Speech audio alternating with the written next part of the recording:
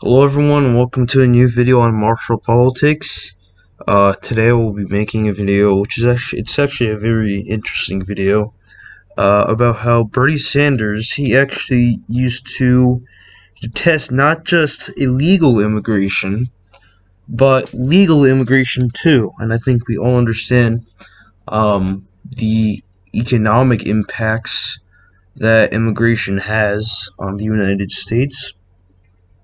And it's really interesting how he's more than just abandoned this. And then you'll ask, what happened? Now, it's actually kind of a little more complex than, not, I think it's really what people would expect what happened. And, yeah. Now, Bernie Sanders, he knew, and I'm going to show you a video from 2007, where he was saying on the floor of the Senate how this immigration bill would hurt the American working class. And he vehemently opposed it, and he was literally acting like how a true populist would act. And today, this has more or less disappeared on the populist left. Now they're pushing for more immigration, and really they're also obsessed with identity politics, well, some of them. And it really just undermines what the populist left really should be, and it's actually kind of a disgrace. And, yeah, this might surprise some of you that he did this, but for others who actually know about American politics, then this won't really come as a surprise, since Democrats actually used to oppose illegal immigration too, but they also supported legal immigration. But yeah, I'm going to show you this short video, and then I'll discuss it. No, this is a long and complicated bill. An important part of this bill deals with illegal immigration. How do we make sure that we stop the flow of illegal immigrants in this country? How do we finally begin to deal with employers who are knowingly hiring illegal immigrants? What do you do with 12 million people who are in this country who, in my view, we are not going to simply in the middle of the night throw out of this country? Difficult and important issues, and on those issues I am in general agreement with the thrust of this legislation. But, Mr. President, I want to tell you that there are areas in this bill where I have strong disagreements, and that is the issue of legal immigration. What we are doing in terms of bringing people into this country who, in my view, will end up lowering wages for American workers right now. Senator Kennedy a moment ago made a very important point. He talked about the truth that in our country today, we have the highest rate of childhood poverty of any major country on earth. That's a national disgrace. But on top of that, we have the highest rate of poverty of any major country on earth. In fact, since President Bush has been in office, 5 million more Americans have slipped into poverty. Today in our country, as many people know, the middle class is shrinking. Millions of American workers are working longer hours for lower wages. In my state of Vermont, it is not uncommon for people to work 2 jobs, even 3 jobs, just to make enough income to pay their bills. According to a recent Pew Brookings Institute study, men in their 30s earned on average 12% less in 2004 than their fathers did in 1974 after adjusting for inflation. In other words, in America, we're moving in the wrong direction. Our standard of living in many ways is going down. And if we don't reverse trends, our kids will have a lower standard of living than we are. Now, in the midst of all of that, we are finding many, many large corporations, both those who employ skilled workers, professional workers, and those who employ low-wage workers. They're coming to this body and they're saying, my goodness, yes, we are outsourcing millions of decent paying jobs. Yes, we have opposed vigorously raising the minimum wage. Yes, we have done everything that we can to make sure that workers can't form unions. But what we want to do now, because we love the American people so much, and we're so concerned about the American worker, what we want to do now is bring millions of new workers into this country, both low-wage workers and both professional workers. And the argument there, Mr. President, is Americans don't want to do the work. We just can't find American workers to do the work. Mr. President, that is a crock in many instances. It's just not true.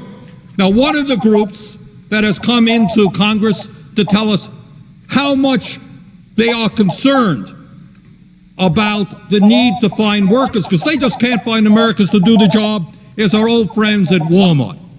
Now, I think as many Americans know, Walmart pays low wages. They often hire people for 30 hours a week rather than 40 hours a week. They're providing minimal health care benefits. And Walmart has come in and said, well, we just can't find the workers. Bring us in more low-wage workers. Well, guess what? 2 years ago, when Walmart announced the opening of a new store in Oakland, California, Mr. President, do you know how many people showed up for that job in Oakland, California at a Walmart's? 11,000 people showed up. 11,000 people showed up in Oakland, filled out applications for a job when only 400 jobs were available. 11,000 people for 400 jobs. Walmart says they just need more low-wage workers coming in from around the world. They can't find the worker. Well, that was a couple of years ago. You might say, well, doesn't happen today. Mr. President, in January of 2006, when Walmart announced the opening of a store in Evergreen Park just outside of Chicago, in your home state, Mr. President, 24,500 people applied for 325 jobs. And Walmart and their friends are coming in here saying, we can't find Americans who want to work. And let's be clear, Walmart does not provide good wages, do not provide good benefits, do not provide good health care, and yet they're finding many, many people who want to do that because people in this country are desperate, because people in this country want to work at almost any job. Mr. President. Now, as you saw in that video, literally everything he said was true, and a lot of it is obviously still true to this day. Companies want to invite immigrants into the United States so they can use them as cheap labor, and he debunks, like, you know, these silly arguments that they take jobs Native Americans wouldn't take, and he debunked this. In 2007, they were still using this same talking point. That's nonsense. And it actually does really, it's so sad that he's basically more or less abandoned this principle.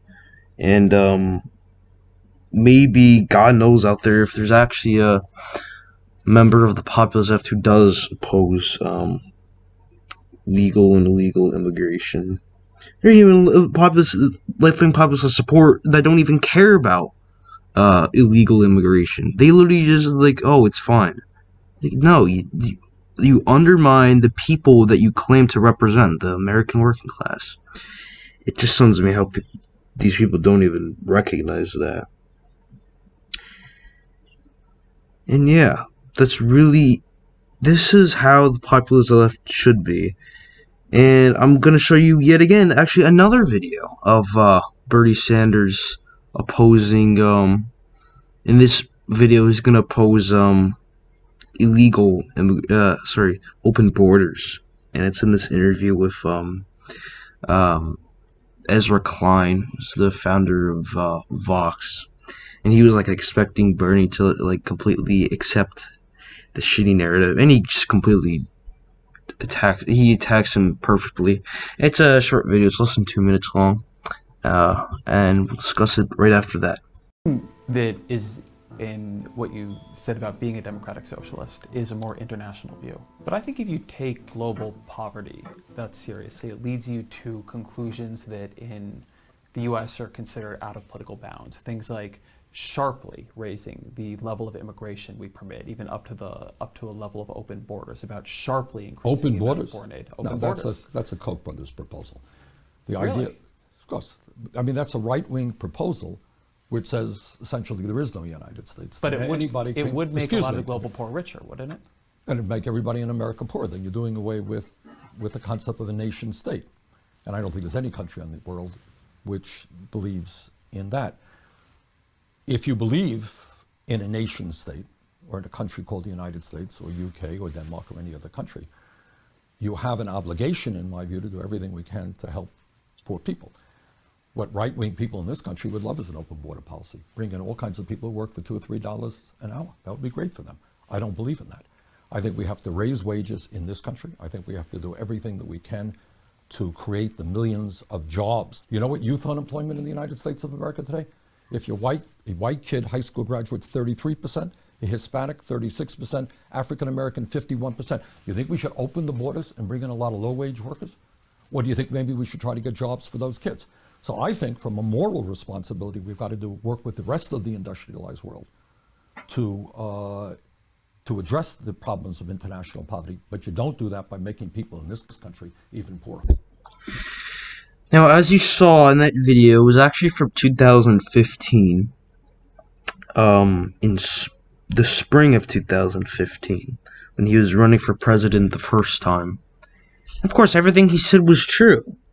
And yeah, open borders, it's literally an idea supported by the Koch brothers and corporate heads because they know it benefits them the most. They don't care about paying their workers a living wage.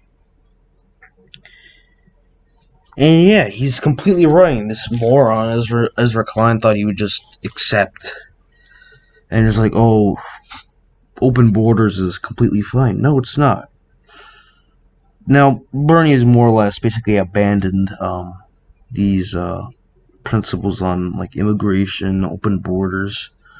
And you want to, like, what happened? Well, yeah, obviously the Democratic voters, they changed their minds themselves.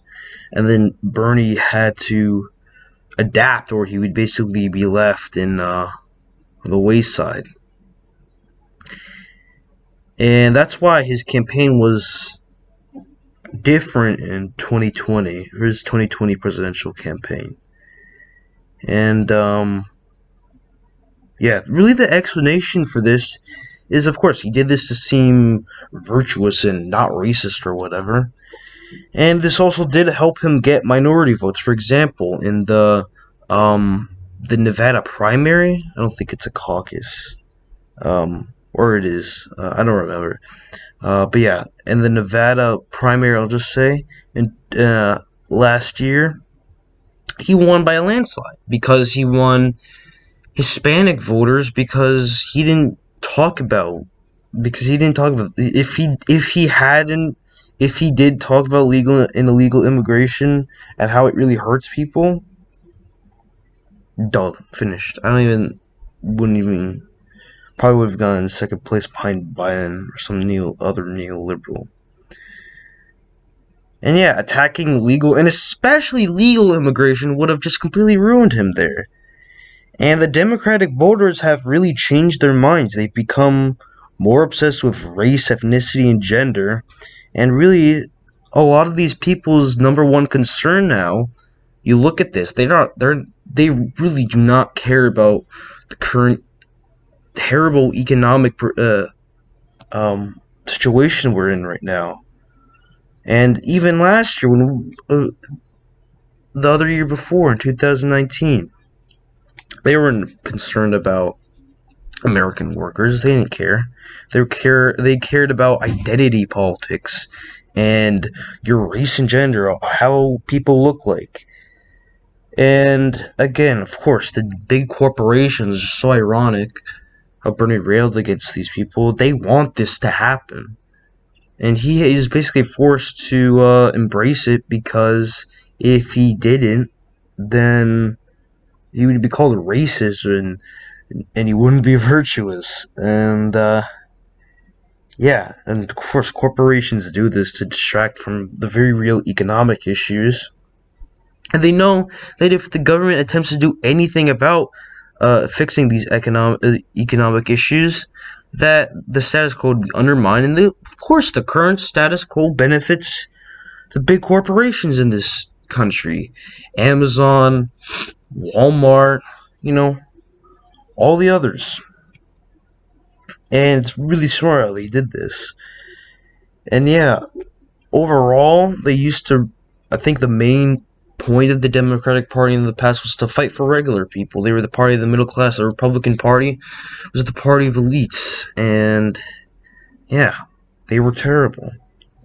And they've kind of more or less just abandoned this. You only have some people within the Democratic Party who really vehemently care about this, and they don't care about being virtuous or whatever, following identity politics. And it's really sad, because there's even some left-wing populists, so-called left-wing populists, and really, instead of talking about these major economic issues that they prided themselves on, they're talking about identity politics and about immutable characteristics such as race and gender. And of course, this distracts from, again, the bigger economic issues that tower in importance compared to these silly cultural issues. And yeah, it's so simple. And the race and gender discussion, of course, it's also supported by corporations. They seek to become more virtuous as their workers suffer. And basically, if they become more virtuous, all the neglect and disdain they show for their workers is mostly forgotten, except by a few. As I say, there's only very few left-wing populists who actually really do care, and they don't care about identity politics. And yeah, activists will not care as long as you basically show that you're virtuous and woke. And of course, as this is happening, the Republican Party isn't going to do anything either. They're completely ineffective, and they don't care about regular people. Of course they don't. Look who is supporting the Republican Party establishment. They have nothing but disdain for regular people. The Republican Party is the party of the country club. They pass corporate tax cuts. They neglect the needs of the middle class. And that's why the right-wing populist movement, which is a movement I very much support, we need to take over the Republican Party. Because while the left-wing populists, who can actually take over the Democratic Party if they really wanted to, they're so distracted by this nonsense that the centrist neoliberals push of identity politics. And we really need to do something. And when American voters see that basically the left-wing populists are mostly distracted with identity politics as well as the neoliberals, and then you have the Republican establishment wipe that of memory, the right-wing populists they will be the rational choice for regular Americans. It's such a simple winning strategy. And it's exactly what we need to do. And again, this populist energy, it's really not going to come from the left-wing populists as long as they're entrenched in facilitating identity politics and promoting garbage conspiracy theories, and they basically forget about what they wanted to do in the first place.